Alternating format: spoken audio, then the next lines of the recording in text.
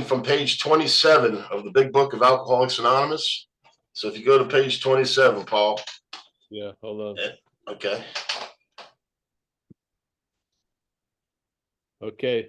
Yeah, second paragraph where it says the doctor said semicolon. See it? Yes, yes. Right. Okay, so here we go. I'm going to read it and Paul will share on it. The doctor said, you have the mind of a chronic alcoholic. I've never seen one single case recover where the state of mind exists to the extent that it does in you.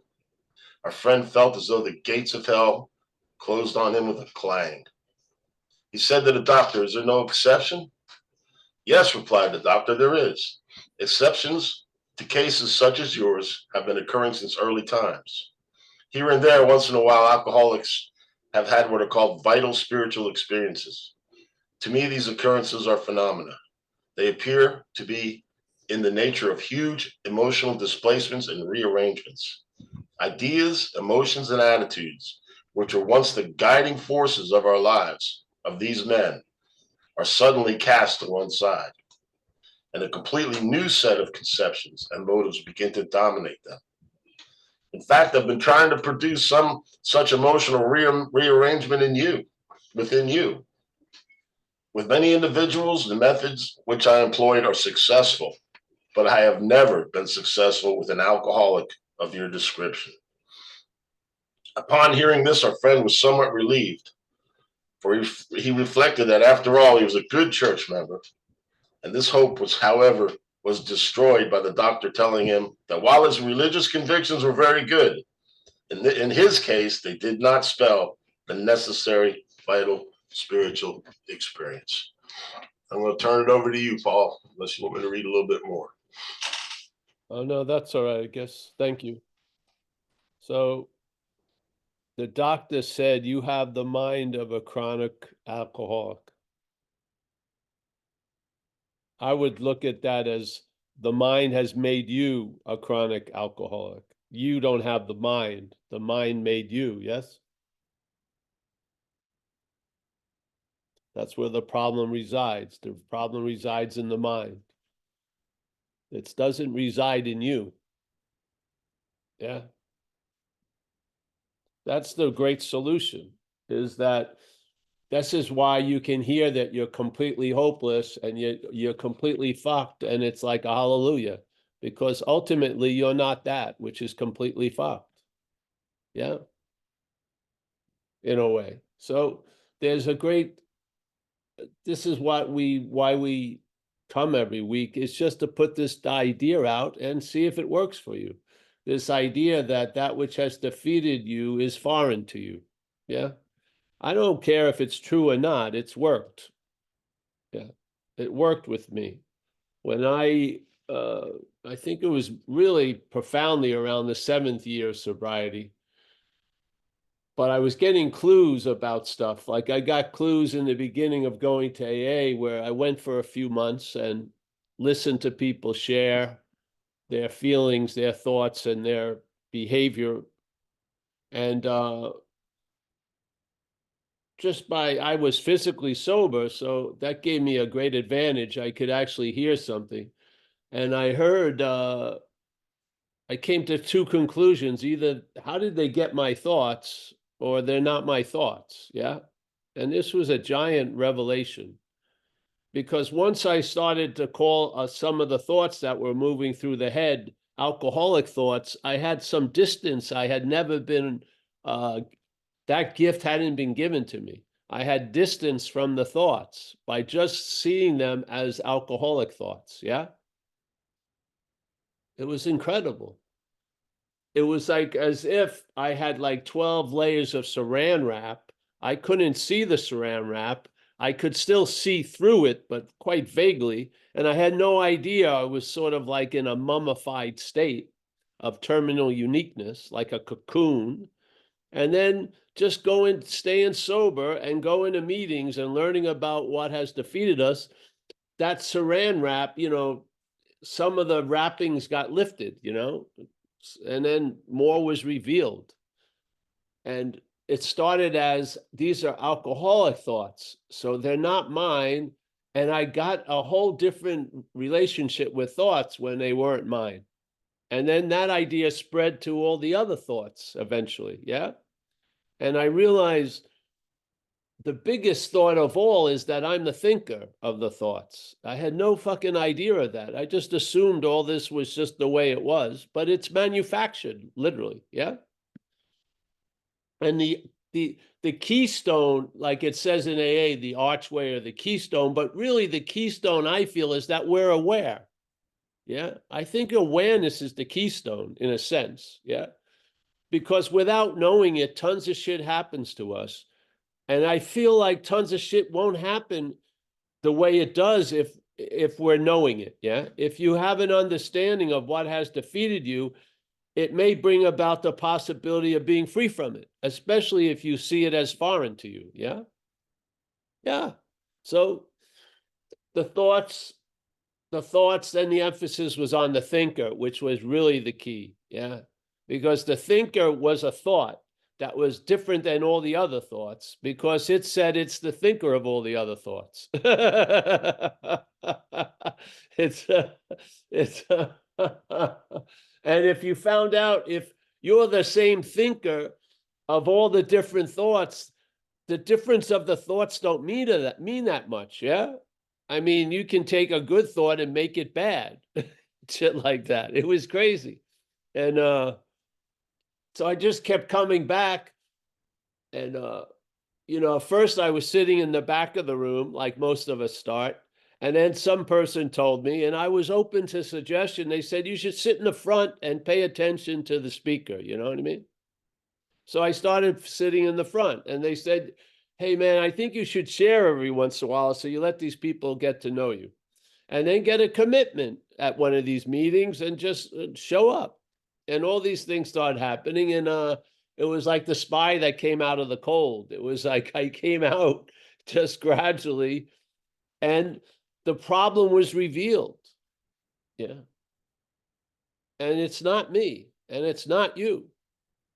I just spoke with a guy this morning. He came over to my house and he called me from my outside, and I went out there and I talked to him for a while.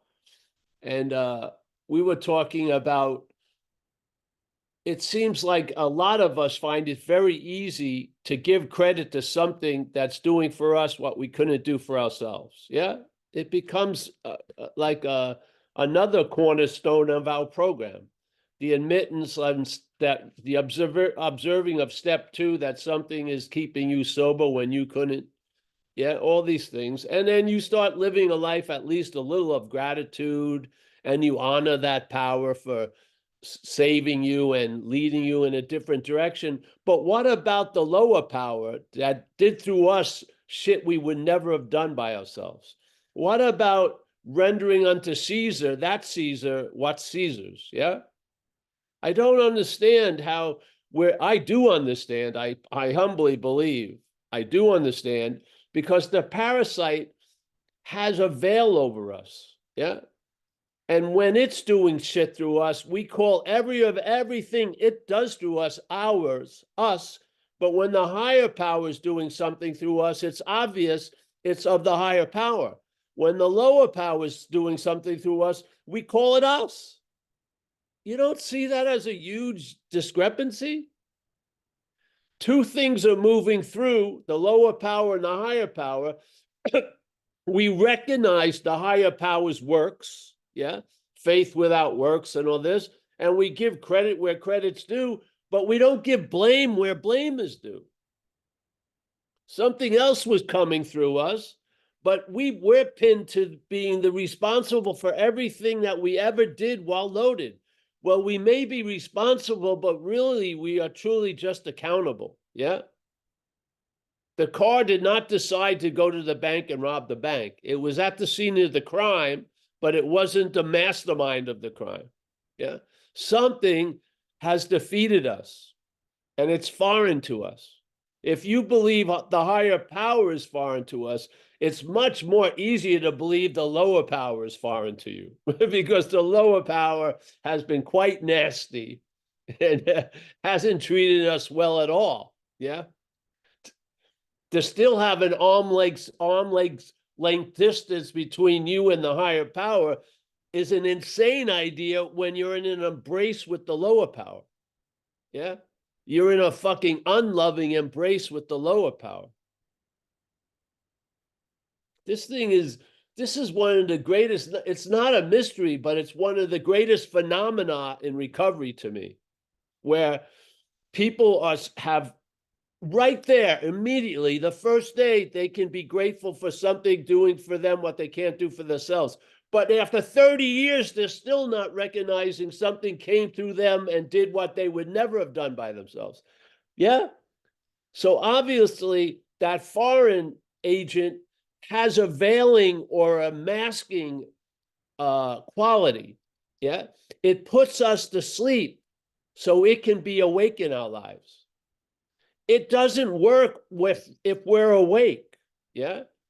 If we're awake and we're awake to it being awake, it's not good for the parasitical movement. But it's great when the parasitical movement trances us into a lullaby, that yapping all fucking day, I, me, my. Yeah. The host forgets it's the host. And now it's in a jail that doesn't have to have a lock or any doors. You're not leaving. When you try to get out of self, it's as self. Yeah. When you try to learn about self, it's self-knowledge. Self claims the knowledge and then neuters all the knowledge. Yeah. I see it incredibly. I'm going to a meeting today with one of my sponsees. It's great. Against all these odds, there's still relief, and especially when we get together. Yeah. Because a lot of people just before 12 o'clock may be fucking upset or not feeling well. And they take the well-worn path to the noon meeting and they feel better. Every last one of them in the room. Yet they weren't feeling better on their own. Yes? They weren't. That's probably what motivated them to go to the noon meeting. Isn't that incredible? We're on our own, and that ownness sort of opens up a possibility that gets squashed at the meeting. Yeah. It's like a free parasite zone. It's like a manufactured pause. You can just go, and I'm telling you, after 5 minutes of judging everyone and everything like that, or saying something about there's not enough cookies at the fucking counter or whatever, coffee sucks. And some of that's true. Think you just get into the groove, don't you? Really?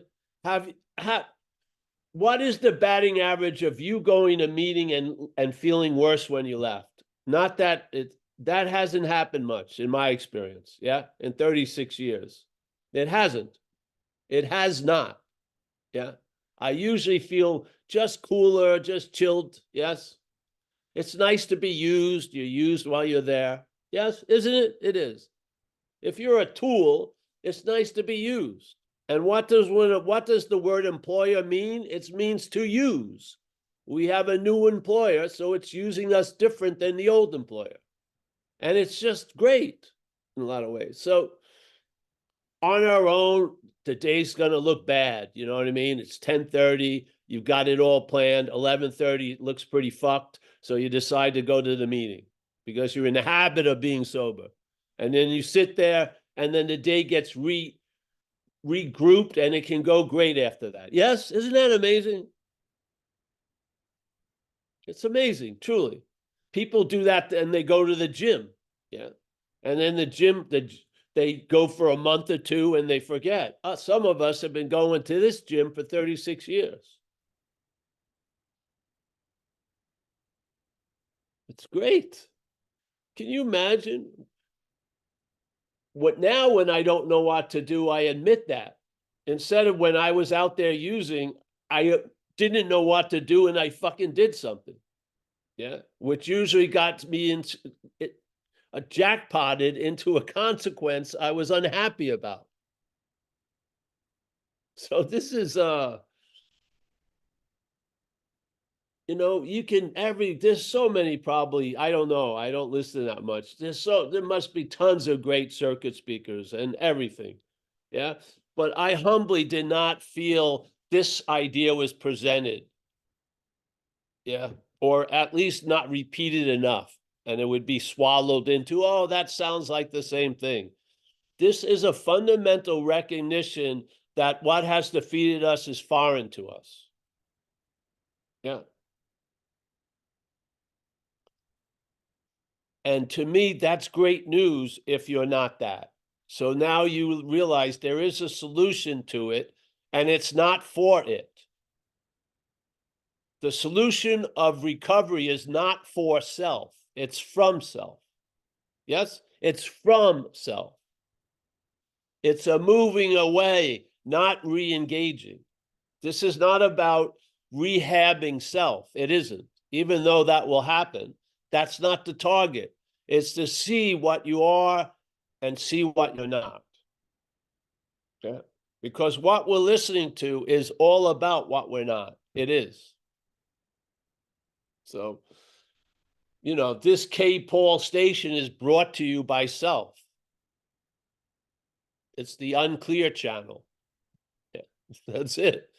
It's got a franchise. It's broadcasting fucking everywhere.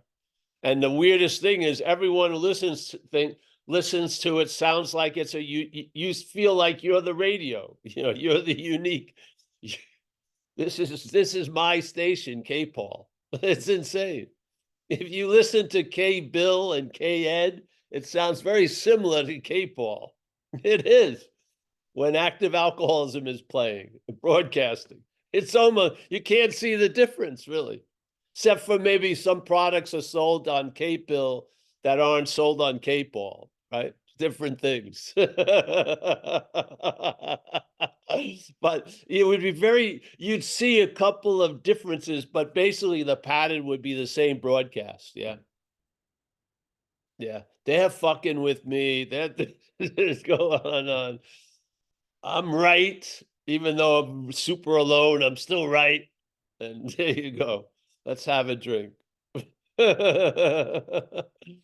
I don't know. I do know.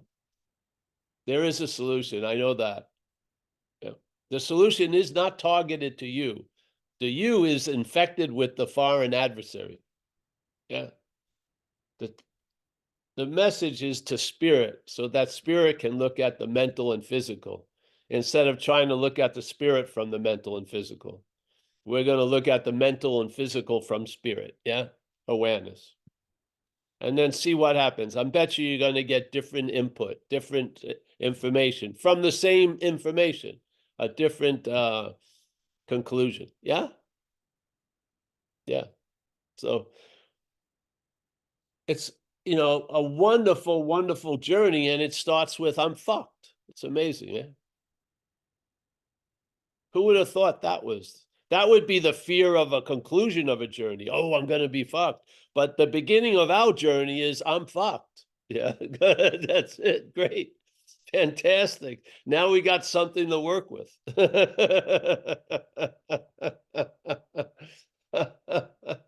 So, yeah, it's a nice reading. If you don't mind, I'll take a second and go through it again. Hold on. He replied the doctor, yes, there is. He said in the doctors, they're an exception. I have never seen one single case recover when that state of mind existed to the extent that it does in you. That was, wow. I bet you he didn't recommend this doctor to too many other people. A little brutal, I think. Wow. He's yes, replied the doctor. There is exceptions to cases such as yours have been occurring since early times. But he talks it as if it's a phenomena or grace, like a burst of grace. Now, what happened with us when the solution appeared, there's an access to grace on a daily, you have a daily access to grace, where grace in a lot of people's life had to been a rare phenomenon. Yeah. But it would be like a giant burst of grace. But now we have a steady stream of grace, don't we? A loving God expressing itself in our group conscience, a steady stream of grace, this thing will constantly reveal to you more. What's that? Grace, grace, yeah? So instead of just walking around in the desert with the hopes that a bag of water hits you or a gallon of water hits you, we found a stream of living life, grace, so that we can stay sober a day at a time. Yeah, isn't that amazing? Do you believe the grace of everyday sobriety is a phenomena? I don't believe that. It's a fact in our lives. A fact. Yeah. So I'll forget about it. That's all. He was fucked, and then I hope he got in touch with the doctor again and told him ha ha ha ha whatever, because he found something that worked. Yeah, so that's great. I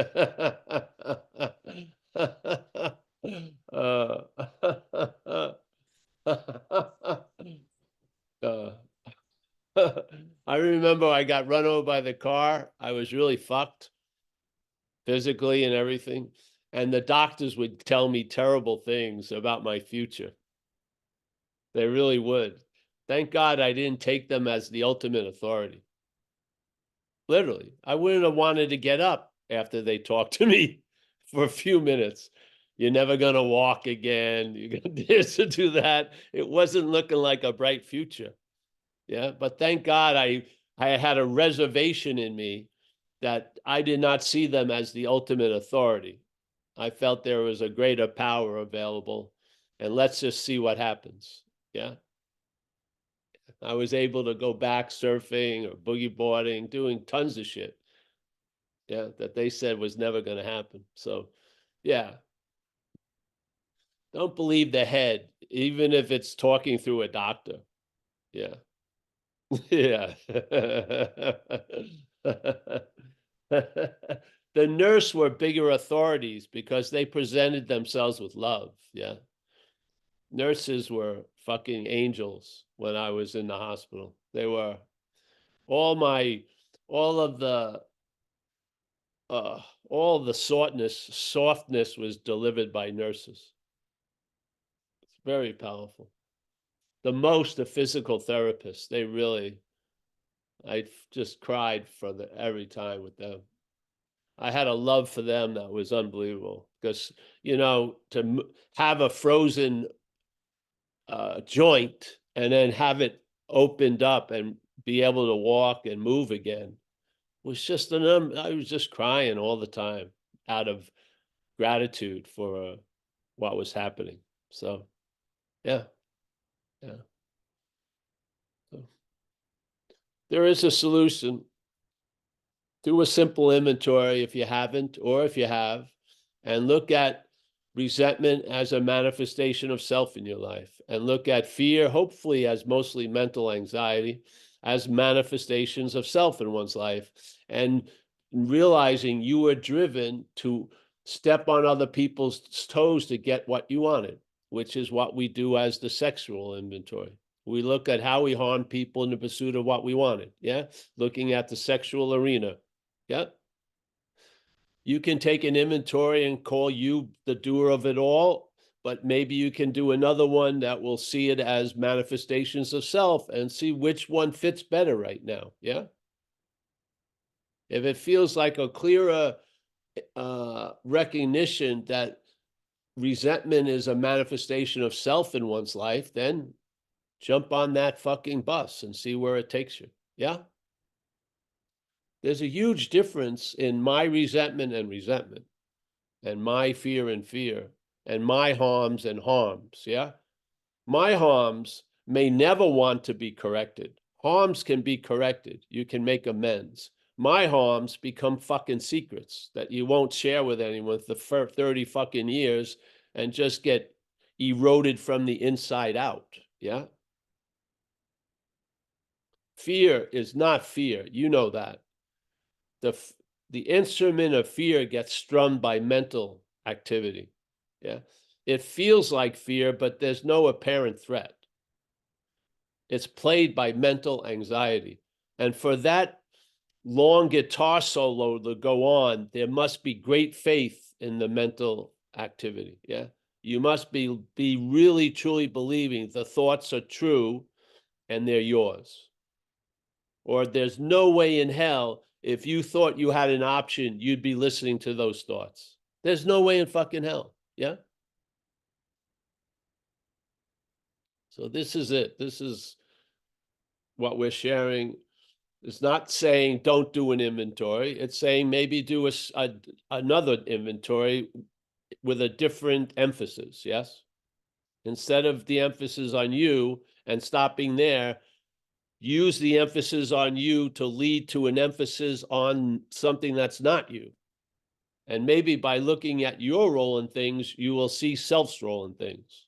And you will see those roles as foreign to your role in things. Yeah? Yeah. Thanks. Yep. Thanks, Paul. Great share, man. Yeah, the doctors, they come in just like kicking tires on an old jalopy. You know, that's the attitude I've seen with them, man. That's pretty fun. Yeah. That's pretty funny, man. Hey, look, if you guys got a question for Paul, raise your virtual hand. You can do that by going down to the bottom of your screen and scrolling over till you see reactions. Click on it and click the raise hand feature, and we'll call you in. Yeah, or share or whatever. Yeah. Wouldn't it be nice that you had a pause and then look at your options as a reaction to life? That would be pretty good. We can only live Zoom. I like what you said one day, Paul, about instead of waiting for uncertainty and things like that, start the day with pause instead of pausing while uncertain or doubtful. To start the day, start out with pause. Yeah. And start the day that way. That's helped me a lot, man. Well, good. That's awesome. Yeah, the pause, many of us have them. The pause is it's like a still frame of a moving picture. Yeah. So that thing that's moving, part of the quality of the moving is the trance. So when there's a stop and there's a pause, I say that's what we are. We are the pause or the awareness that's not moving. Yeah. Yeah. And then if what a spiritual awakening is awakening from the mental, yeah, and then you wake up as a spirit. You don't wake up to spirit, you wake up as a spirit from the mental. Yeah. This is not event about leaving one condition and going to another. This is, without knowing it, you are already a condition, which is spirit, let's say. So it's just losing interest in the mental condition, and then there's a gaining interest in your original condition, which is spirit. Yeah. That's how I see it.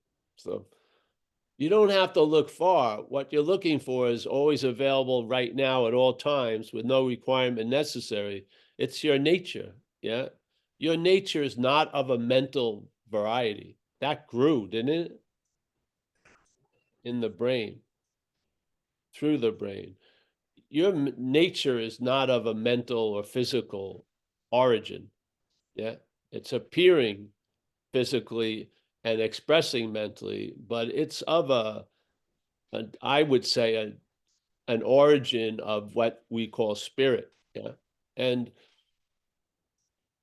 it's a diminishing of the mental condition that amplifies or just reveals shit that we were living without knowing. Yeah. Which is, we are what we're looking for in certain terminology. So you are the spirit that you would like to become. Yeah. Not bad. So now we've done the steps. We've had a spiritual awakening. So, yeah, when we wake up, we don't wake up as the mental, we wake up as the spirit. And when you wake up as the spirit, it tells you you've always been the spirit. That's what happens. So finally, in this case, the next morning, you don't wake up as the old mental idea again. You wake up as the spirit, yeah? And then you see the dream of the mental. Yeah. And the spirit is so profoundly there or here, it's just going to wear out all your considerations and opinions and ideas. It is. It's just so readily available and so open. Yeah, it's the great convincer, literally. Yeah. Yeah. To me, it's the new basis of your life, trusting the infinite. Yeah. Yeah. Instead of what? Finite self. How do you trust finite self? There's great faith in the thoughts. There you go. That's how you trust finite self. There's great faith in thoughts. Yeah. When the thought tells you were this, you feel you were that. When it tells you you're going to be this, you get afraid of that. When you tell you are this, you try to get out of it or avoid it, distract yourself or promote it. Yeah. Faith being wielded by the lower power, put into the thoughts, are producing the effects of what's not happening. Yeah. People are petrified and they're in a nice couch in a fucking house away from the elements, yet they can't get out of that fucking head. It's all faith, not faith of faith, faith, energy, force that's neutral, but is going to manifest in the vehicle it's put in. So if there's faith in thought, you're going to have mental anxiety for sure. Fucking for sure. Yeah. And then you'll call people and infect them with mental anxiety, and then the pandemic spreads.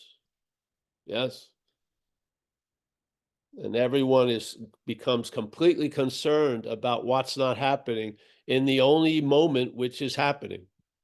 So the moment of happening will be filled with what's not happening. Insane.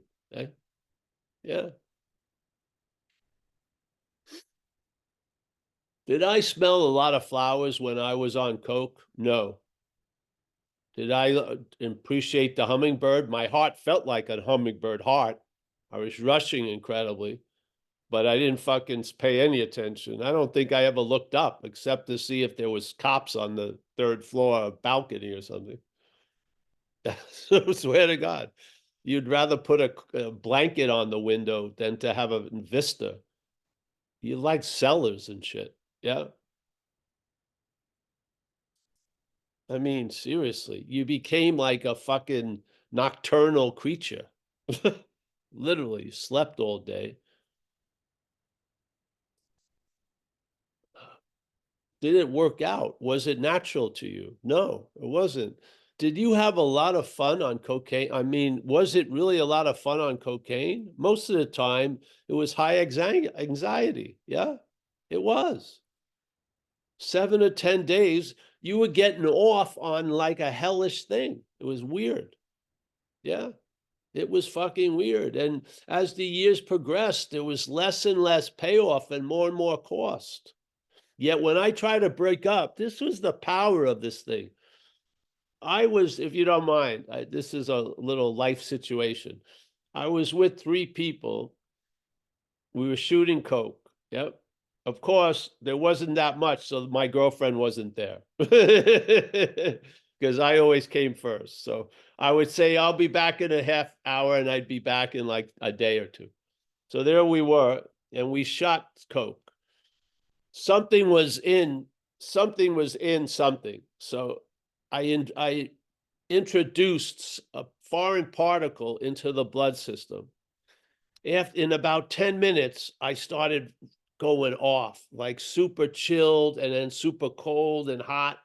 And I couldn't even move and I couldn't get up. And then the next person took them 5 minutes. They were in that condition and we couldn't move. I couldn't crawl to the phone. to try to call my girlfriend to get over here. Yeah. We finally did, and we called her. When she arrived, we couldn't open the door. We couldn't crawl to the door. She had to get the superintendent to open the door. She comes in, we're like fucking, couldn't look like we're gonna die. Yeah. Suddenly we started coming out of it. I swore to whatever God or gods I've known, I'm never doing this again. Never. I break all the syringes. I throw them out the window in the little Volkswagen bug as we're going back to the apartment, my girlfriend and I. I get there. I read a book called Nicholas Nickleby for 3 days, 1,200 pages. Haven't slept, watching fucking terrible movies. 3 days. I'm bereft of any ability to enjoy life. I've just been completely neutered. Yeah. I don't feel anything. I'm like a flatline. For 4 days, I didn't do any drugs, flatlined. I had no ability to enjoy shit. Yeah. And what did happen? I crawled back to the cocaine. My whole life was bereft of my ability to live. It was incredible. I was flatlined completely. The boredom was the scariest fucking thing. I was completely just bored. Yeah. And the only thing that would give me any fake zest was shooting coke. And there I was, get some syringes, do the whole fucking thing again. Yeah.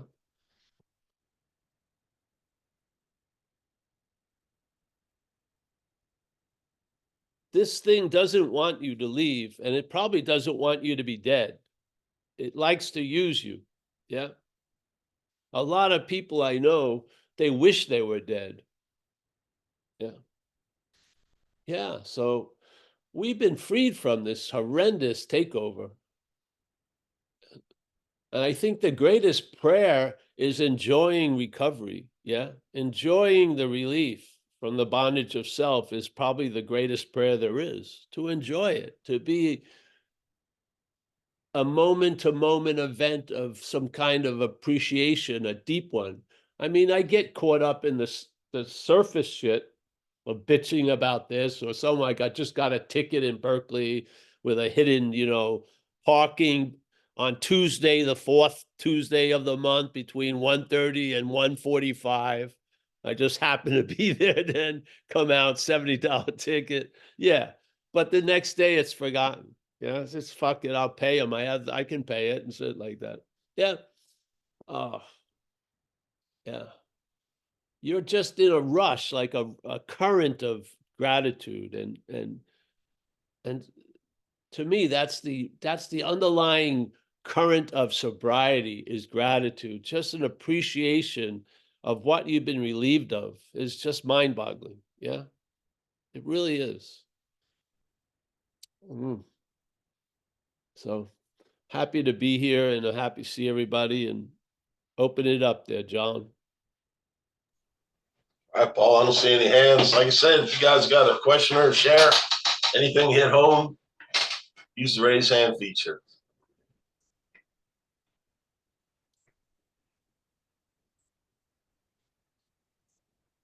If not, we can talk about, Kurt comes here and he always points out a line in the book, self-imposed, calamity or something. And of course, he read it for 20 something years and he thought he was imposing the calamity on himself. Yes.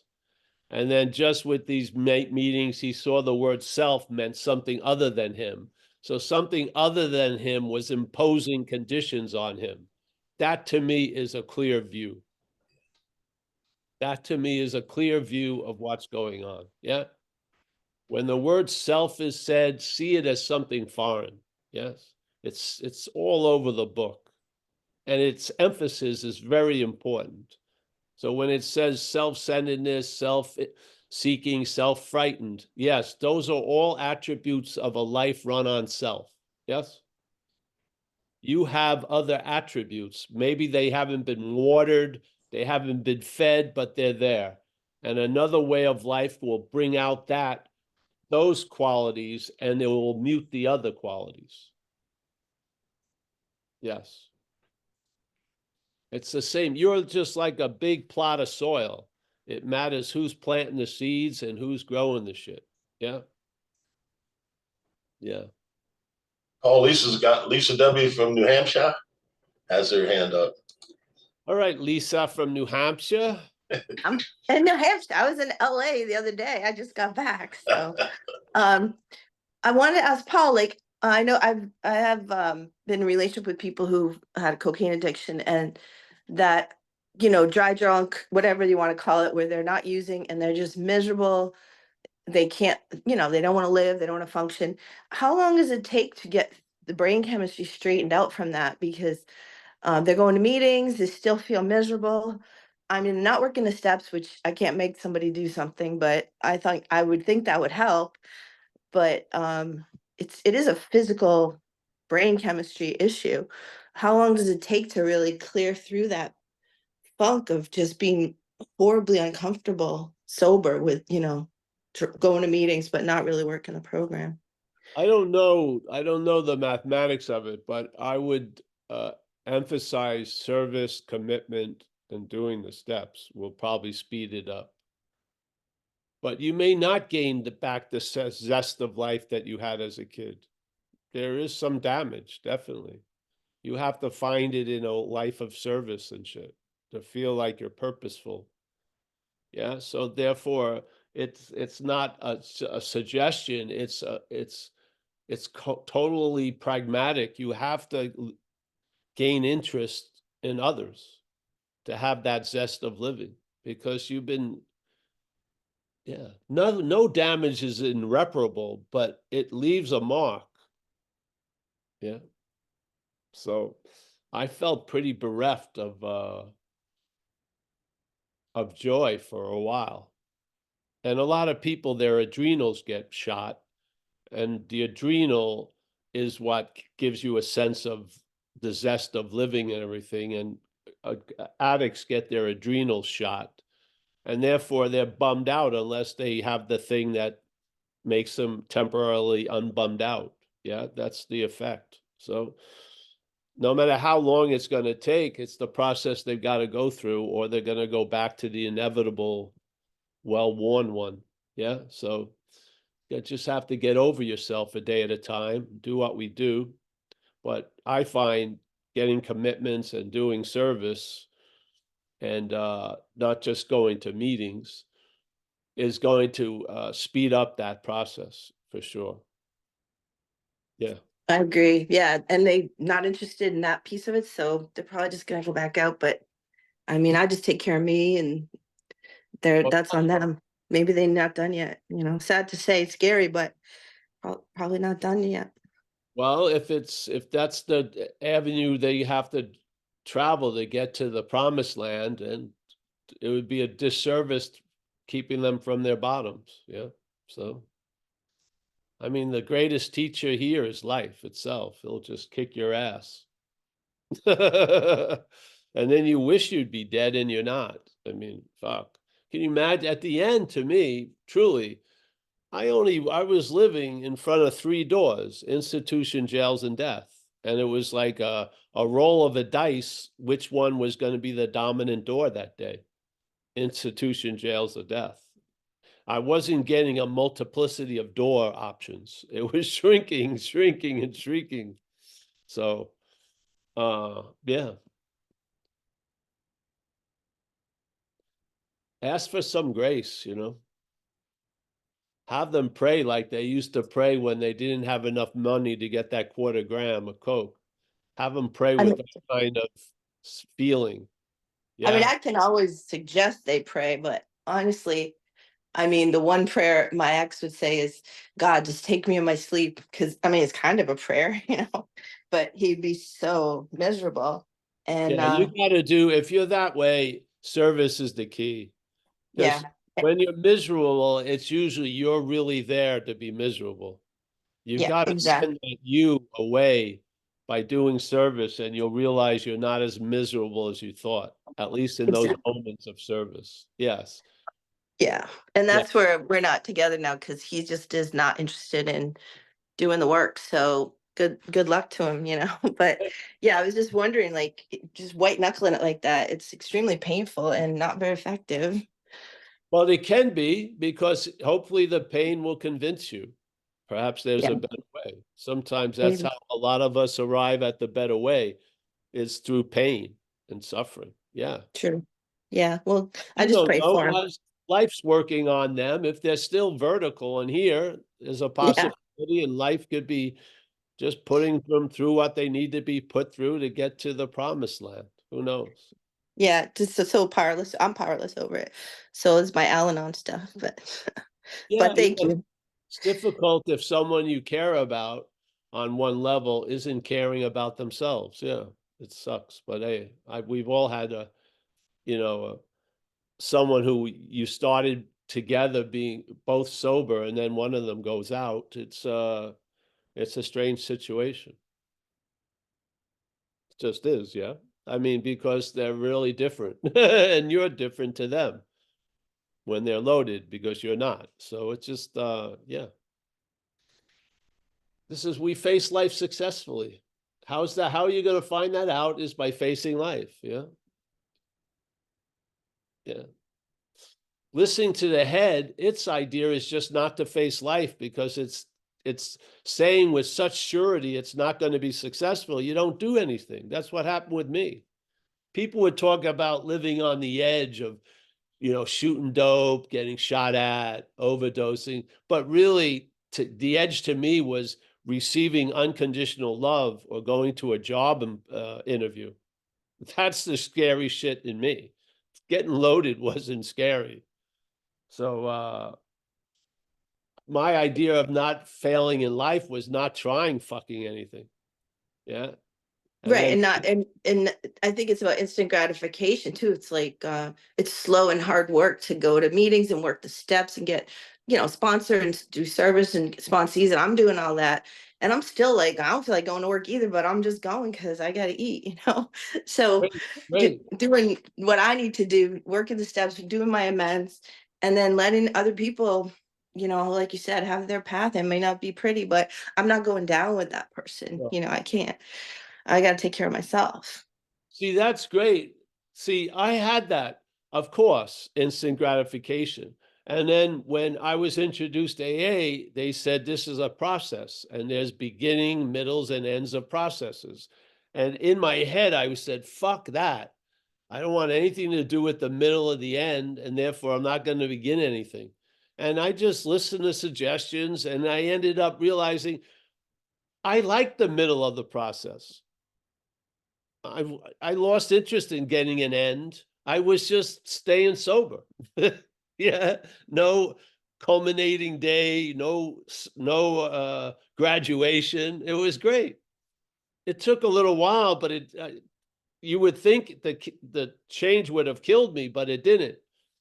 I did what people said, and then I lost interest in the outcome after a while, and it was just the living of it. And it's been working for 36 years now. So no one is yeah.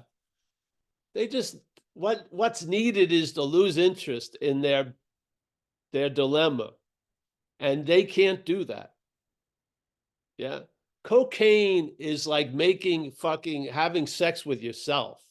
It's such a fucking weird man, talk about self-awareness as a mutated situation. Cocaine addicts are just unbelievable with that. It's all about them every fucking second of the day in the head. Service, commitments, that will pull you down. They're in the canal of the ass of self, and cocaine addicts is a long canal. They have to do service. They got to get commitments. They do. I mean, seriously, you've been sitting up for hours thinking about yourself. And Fucking then when you do the service, you get the miracles. When we start thinking about others, like I see miracles constantly, even though I don't want to do this, I don't want to go to work, I don't want to do that thing. And then I go and it's like, man, I just got so many miracles, like doing the thing I don't really want to do, but know I need to do. That's And right. addicts, hardcore cocaine addicts, they don't want to wait around for that miracle. They want to feel better right now. And so good luck to them, Hey, pray for them. listen, yeah. You're just saying it how it goes, honey. This is the wave of recovery. This is how it goes. You start doing shit that the head doesn't want to do, and it works better than what the head would want you to do. And you leave the one system or basis, which is trusting finite self through the faith in the thoughts, and you get moved to trusting the infinite. So yes, I had a very quick, sober assessment given to me of my life that I was fucked and I was not managerial quality.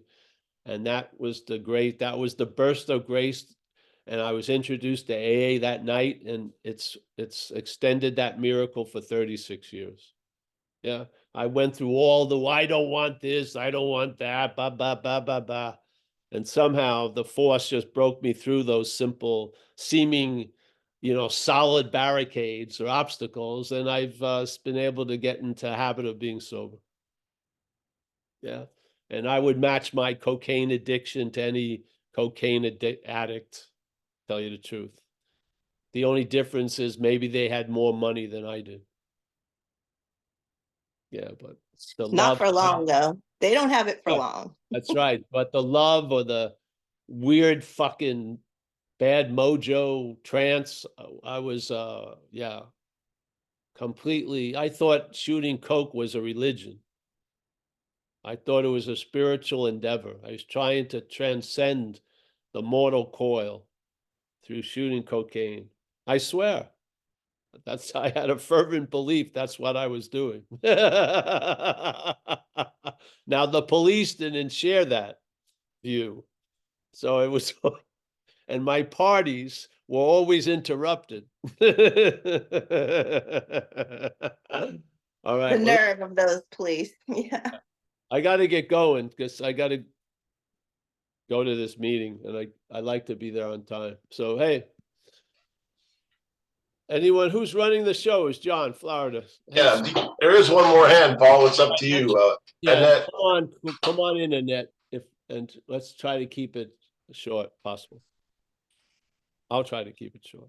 All right, Annette, come on. Hi, sorry, the unmute was sticking. I can save it till next time, or maybe you can save it till Tuesday. But the whole story, the last person was talking about, I went through with having enough dopamine for a long time, but I think most change requires a change in perspective. And so the other day I hurriedly brought a reading to my kind of, so nobody had the meeting reading, blah blah blah. So it was not from an AA quote quote approved text, but it was it helped me, okay, in terms of my sobriety. So I don't know, some snarky guy wrote on the comment section about how not to be a jerk, but we are supposed to have AA approved literature. And it struck me several different ways. And it struck me that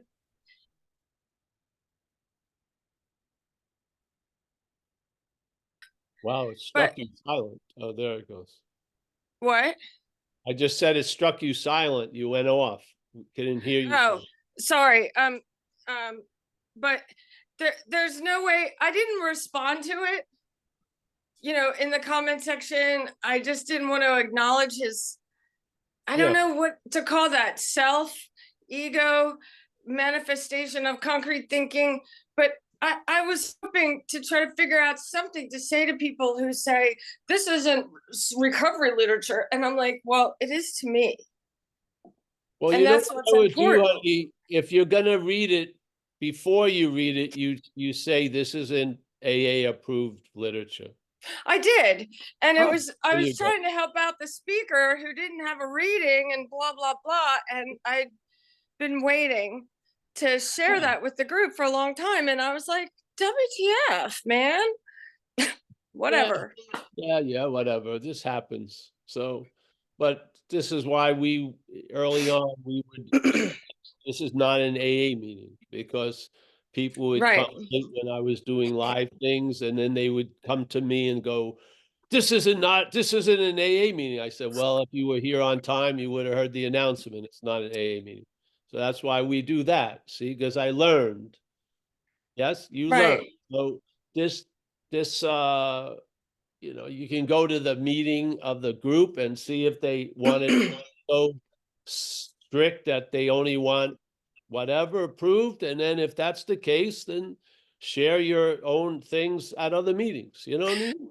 Yeah. Well, they say that most of the stuff about, that the AA literature says, but we honestly veer off topic professionally a lot. And Yeah. I concisely to just help this guy adjust his perspective or attitude or whatever. And then I realized, like, okay, this is part of the problem with addiction. People who are rigid like this. It doesn't matter whether it's no, I'm not going to go help anybody, blah, blah, blah. It's either the basis of a resentment, pre-existing anger, fear, whatever afflictive emotion, you can pick it. I don't know. By the end of the hour, I had a lot of compassion for this person, but that's not helpful to him. Well, who knows? That you don't know that. I don't know. Yeah, and from his point of view, he's protecting the sanctity of AA. So this Right. is hey, there's people in the program. Well, There's people in the program, and if they're the ones who got together and they had a majority voice, they only want it to be this way. That's the way it is. Go to another meeting, or you start another one. right. Well, I don't think it is really, and so I don't know. Yeah. A lot of people have a lot of different influences, So I do a primary program that's not AA, it's Buddhist, so I meditate a lot and stuff. So that's helped me find Well, just share. equanimity. When in Rome, you do as the Romans. Exactly. If you don't like what the Romans do, go to somewhere else. Go to another meeting. Go to a Right. Buddhist-based meeting. Yeah. Yeah. No, I do what I do, and I don't really care what anybody else thinks because I'm sober. I'm in my 7th year now. I just had an anniversary a few weeks ago, and Yeah. I'm happy about that. Yeah. But it's just a matter of trying to be helpful. And so people Not the miscommunicate all one the to time. know how we're going to be helpful or not. That's another. Yeah. What? We're not the one to know how to be helpful or not. We just have the willingness to be helpful and then see what. It's sort of like you step on the dance floor and you don't have a rote way of dancing. You pause and let's see where it takes you. Yeah. Yeah, and hope you don't look like Elaine on Seinfeld. Okay. I don't know. Who knows what the hell works at any given moment? You just I don't know. I'm not, that invested. But I'll tell you Barely knew this something, person. we've been saying it for 30-something years. This is not an AA meeting. So we learned Right. back then. Right. And there are a lot of people who get convinced that AA is the only way. And then, like yourself, it took you a long time to understand the importance of sentences on page 64. I try to emphasize that every time I share. Yeah. So. Well, again, whatever. Yeah. Again, the answer is there's people in the program. That's how it goes. Yeah. Thank you. Thank you. Thank you, Paul.